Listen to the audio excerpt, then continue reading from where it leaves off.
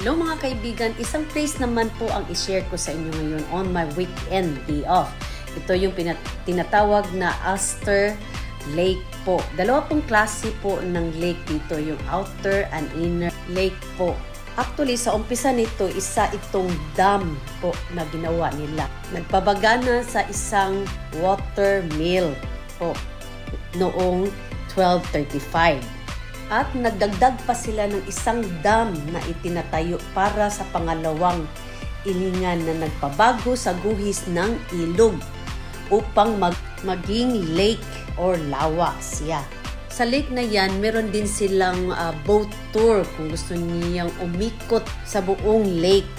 Yan po, need talaga natin paminsan-minsan na mag-relax. Dito po sa lake na ito ang pinakamagandang area kung gusto natin po na mag-relax. Hindi puro lang shopping. Ang isa po maganda yung kahit nagpo-walking ka lang, at the same time, umihip tayo ng masarap na hangin. Sana po nagustuhan ninyo itong video kong ito at sa uulitin, salamat po.